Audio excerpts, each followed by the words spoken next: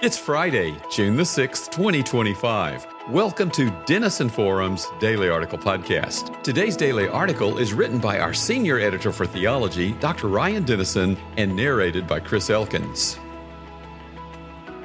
Thursday afternoon's exchange between the world's most powerful leader and the world's richest man continues to dominate headlines this morning.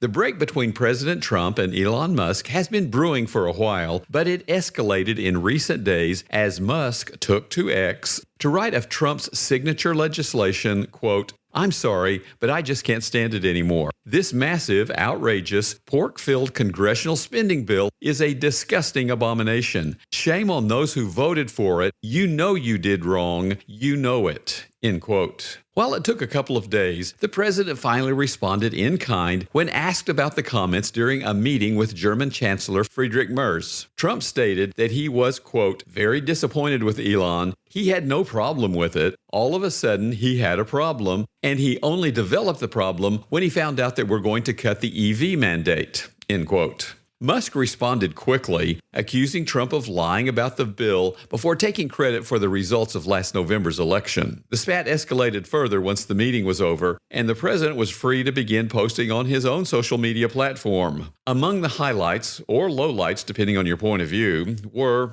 Musk reposting old clips of Trump criticizing high deficits and unbalanced budgets before asking, "Where is this guy today?" He then did the same for House Speaker Mike Johnson and Senate Majority Leader John Thune.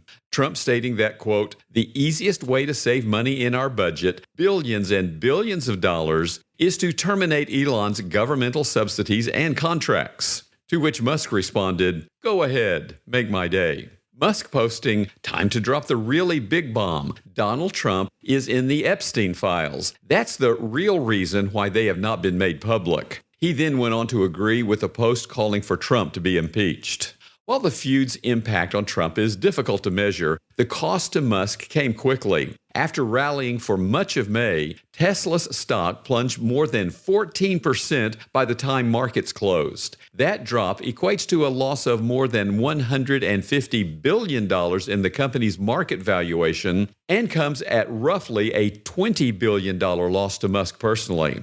Neither Trump nor Musk is a stranger to online spats, and news broke late Thursday evening that White House aides have already scheduled a time for the two to talk today. That said, it would appear that their problems run much deeper than a disagreement on the bill. Much of what has come out in the recent days about the relationship between Musk and Trump should be taken with a grain of salt. After all, the government is filled with people on both sides of the aisle who will be in full spin mode to make the most of the situation, so it may take some time to discern what really sparked Thursday's social media explosion. That said, some trends are emerging that explain what appeared to be a rather abrupt fracture in their relationship was actually building for some time. As Batya Ungar-Sargon writes for the Free Press, while Musk and Trump shared some common goals, quote, on immigration, foreign policy, and economic policy, Musk's interests, which we have reason to believe he pursued behind the scenes,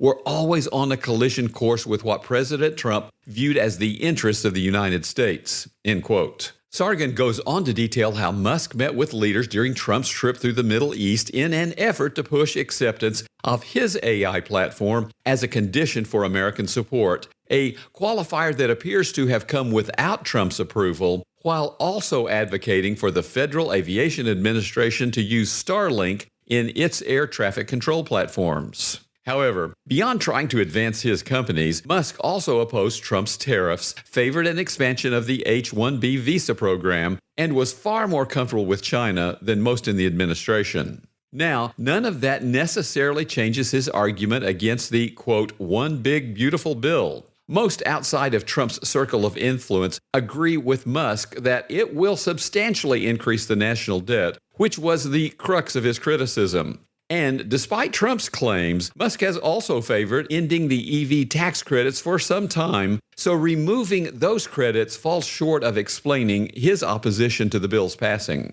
However, their recent history and ideological differences on other subjects do paint a more detailed picture of how their competing interests grew to what can now be irreconcilable differences. And what we saw Thursday afternoon offers a stark warning for each of us today. While Elon Musk first threw his support behind Donald Trump in the build-up to last November's elections, it appears they were united on many of the causes that seemed most important to both men. And lowering the national debt was chief among them. That common cause served as the foundation for their friendship and their political alliance. That is no longer the case, and their relationship was fractured as a result. Yet, what happened between Trump and Musk can, and far too often does, happen in our churches as well. While politics is often the most prominent source of division within the body of Christ today, it is far from the only cause. Churches have been fighting and dividing throughout Christian history, and though the reasons vary, that division can almost always trace its roots back to the communities of faith growing more occupied with their differences than with what they have in common: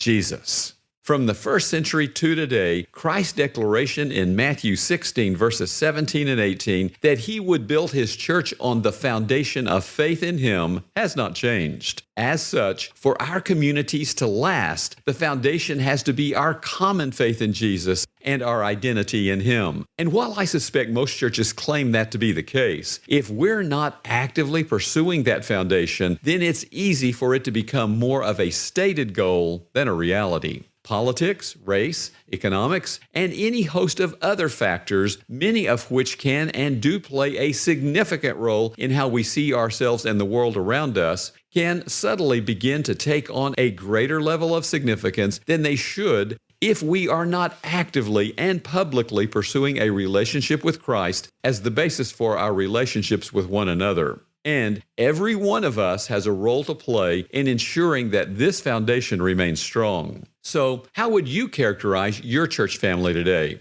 When you think about your friends and community, what draws you close to one another? Jesus does not have to be the only thing we have in common, but if he's not at the top of that list, then we shouldn't be surprised when something comes along to make that foundation falter. How sturdy is your foundation today? Denison Forum is a nonprofit ministry made possible by many generous donors.